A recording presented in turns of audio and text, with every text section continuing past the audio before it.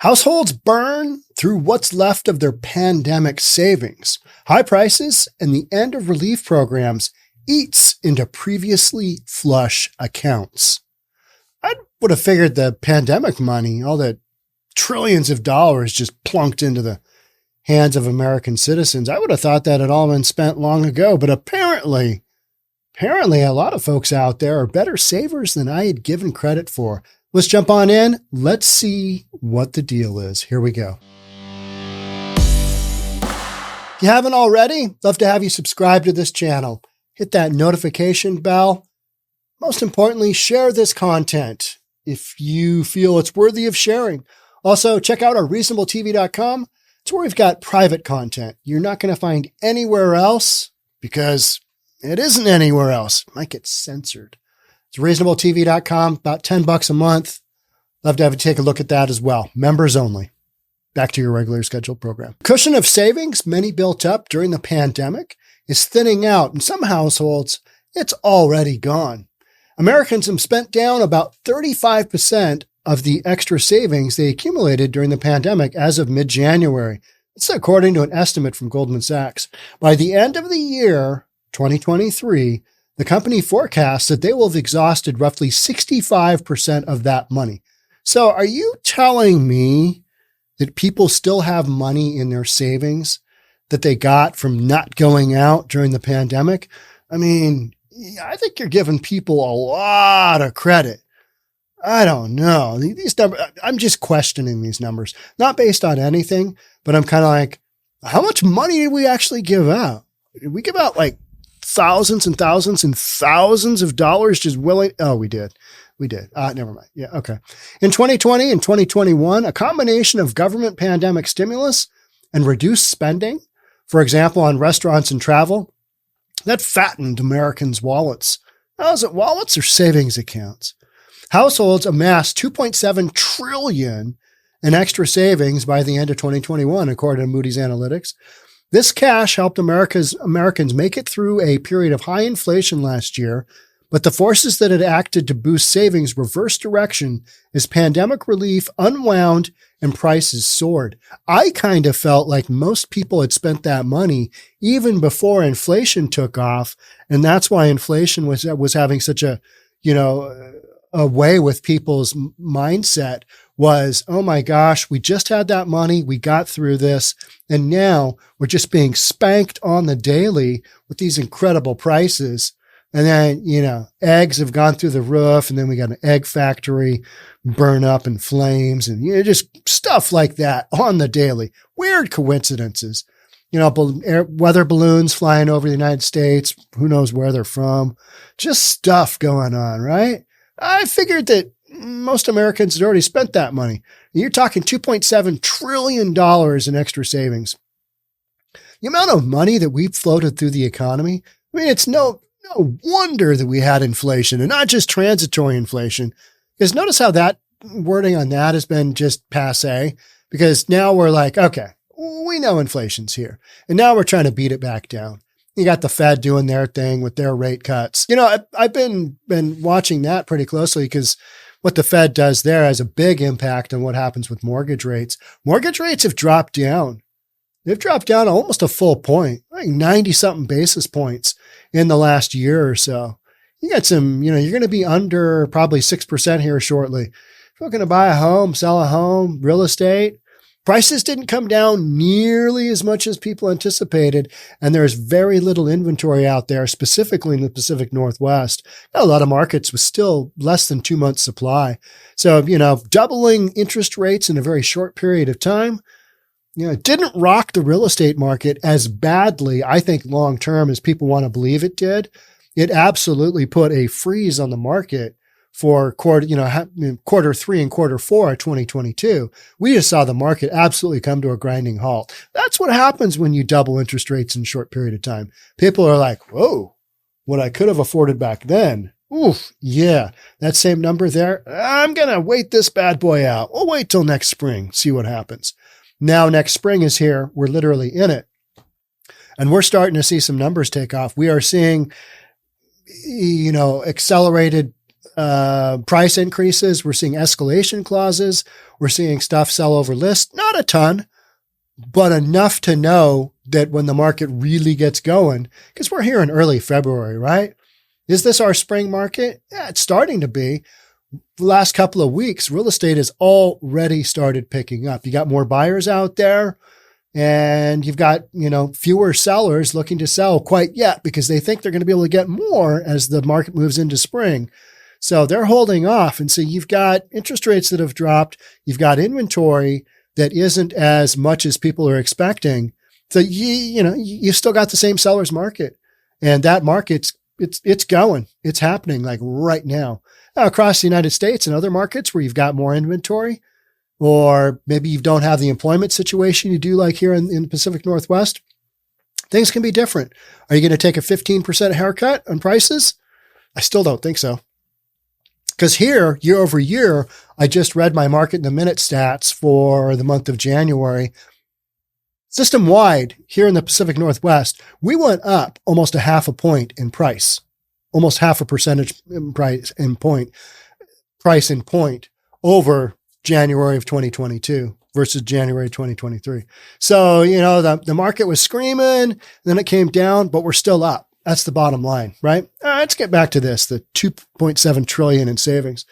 This cash, the $2.7 trillion, helped Americans make it through a period of high inflation last year, but the forces that acted to boost savings reversed direction as pandemic relief unwound and prices soared. We do know that happened. That's one thing we can all agree on, right?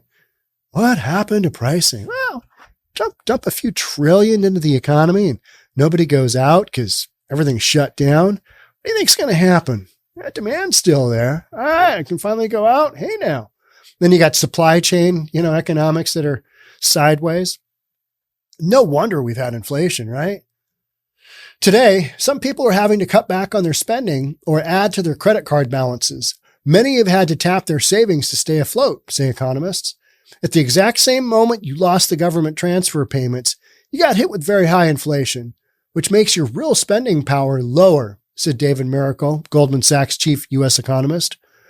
It makes absolute sense, right? German Vasquez, a 34-year-old freelance photographer in Philadelphia, said his savings swelled during the pandemic thanks to a combination of spending less while cooped up at home and government financial supports, including stimulus checks and unemployment assistance. His balance grew from $4,000 in early 2020 to $20,000 in early 2022. All right, so things that I want to say here are, okay, so you've proven that you could save if you wanted to, without the government's help. We know that to be true. People could, consume less, save more. There's that, but they choose not to because they want everything right now. And then the government stimulus checks and unemployment assistance, that's supposed to help you out in a time of need when you need it, like right now. It's not supposed to, not supposed to just put thousands of dollars in your savings account for a rainy day, because theoretically the rainy day is here right now when you're getting the assistance. So situation going from $4,000 to $20,000 kind of tells you how much money is floating around out there, right? I mean, over the past year, it dwindled to $2,000. So you're telling me he went through $16,000 in savings just due to lifestyle when he's working? Okay. All right. Yeah. I've never had the opportunity to have that much money saved in my life. So it almost felt like I failed at something, Mr. Vasquez said of the come down. You might say, okay, yeah, but Sean, everybody needs it at different points and everybody's in different points throughout their life. Money management's important, right? It just is. And if you save more than you spend, you'll have stuff left over. Huh. Shocking. Weird.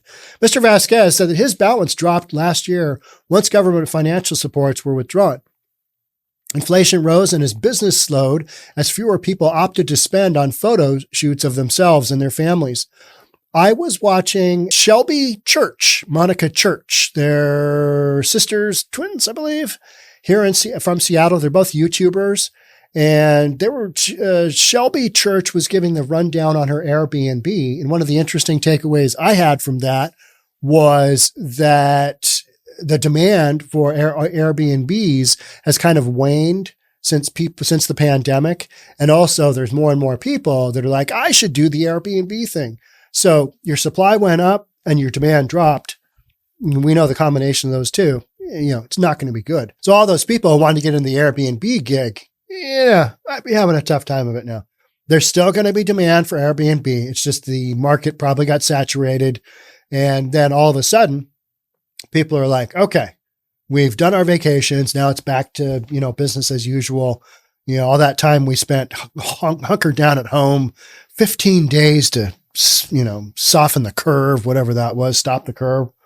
It turned into years.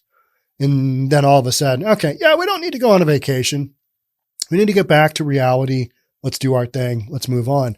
And so all that Airbnb stuff, that huge Airbnb rage, that's, it sounds like that's dissipated a little bit.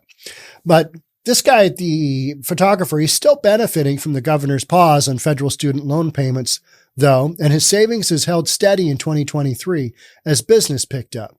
So for a lot of these folks, if you were unemployed, if your industry was shut down, that money was meant for then. So you still got folks that are, still able to ride on this because it was a one size fits all application of, all right, we're just going to hand out trillions of dollars to people.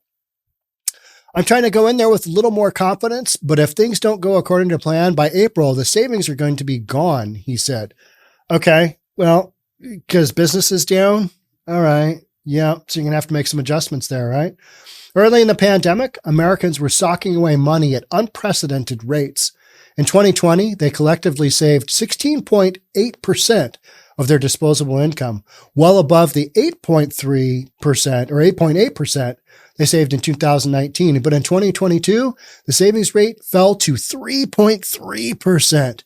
So you've got this crash, big crash in the other end, right? What's going on? Are things costing more? Did things become more expensive? You don't say.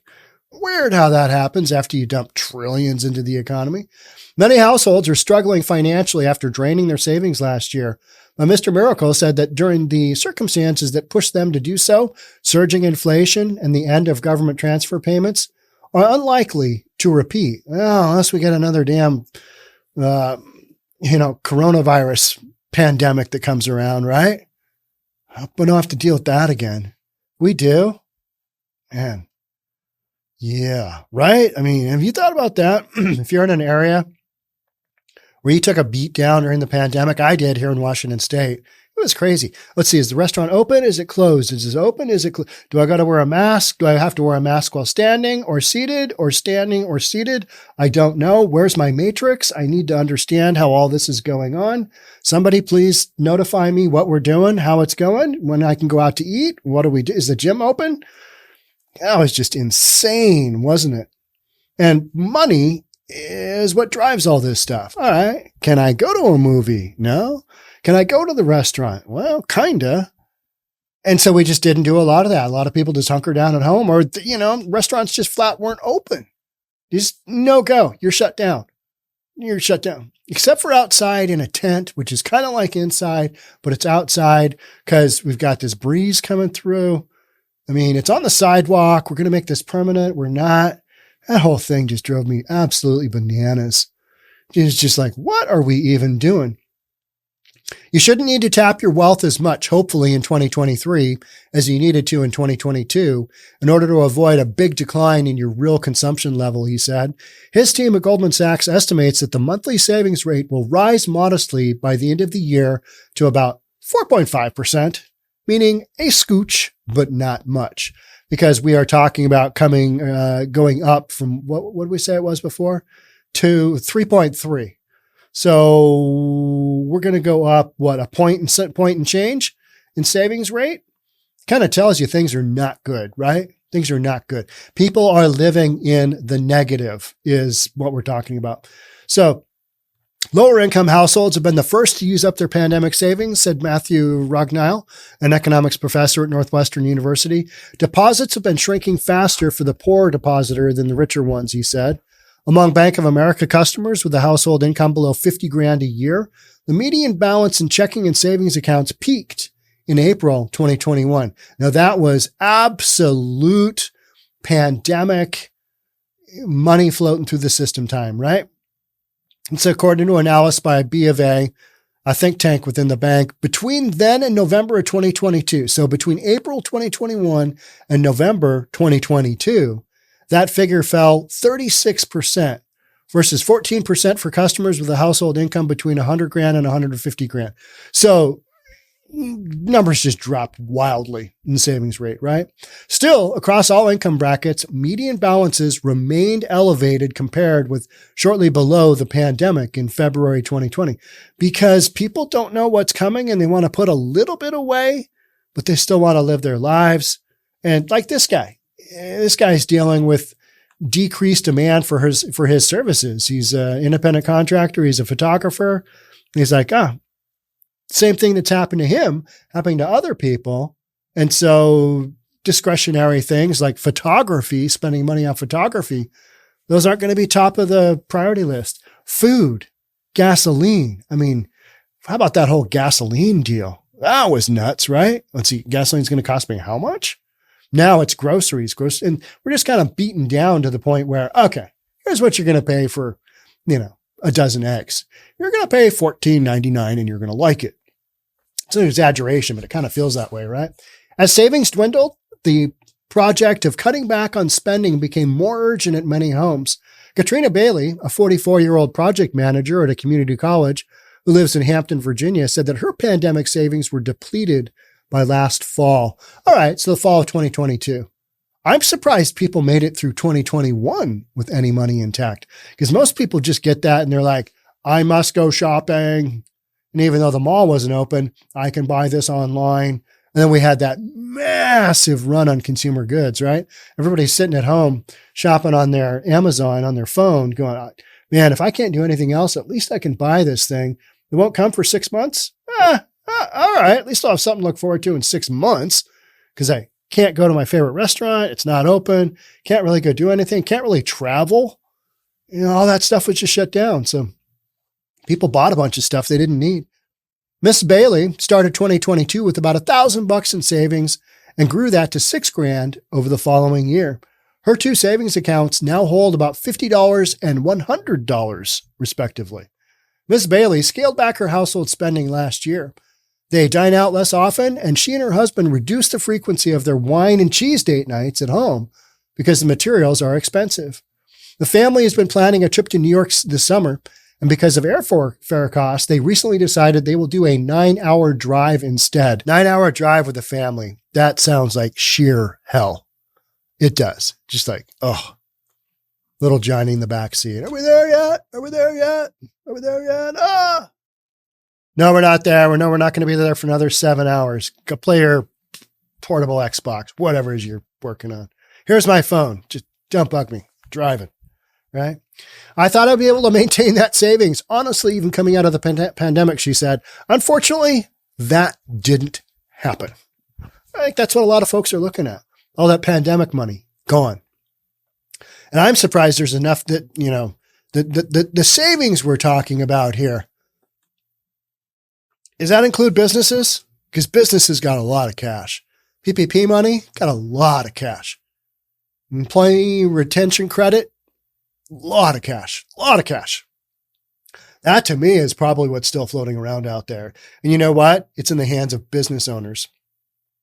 People know how to reinvest that, make that go. So from that standpoint, all right, I would have thought that the actual stimulus given to individual taxpayers would have been gone long, long ago. But, maybe some people are, better at saving than I would have given them credit for. But part of that whole thing is we've gone through an incredible period of inflation, right? I mean, just everything costs more. So even if you had saved a bunch of money, you're going to get chewed up by inflation. So it's not necessarily people's, consumption habits that have wreaked havoc, but I think we have gone back to some of those consumption habits because we want to live our normal life and enjoy things to a certain extent.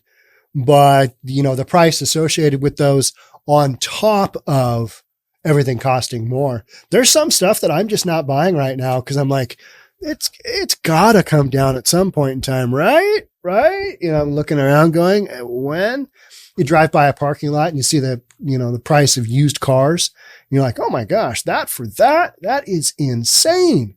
They must be wanting a lowball offer, because that is a highball offer price. What they've got that up for. But then it's the same everywhere. Things have just exploded in price. People are going to spend. People are going to do what they're going to do, whether they've got money coming in or not. Just kind of where we sit. We're a consumer society, right? All right. That's it for me. Thanks so much for being here. I'll catch up with you in the next one. Bye for now.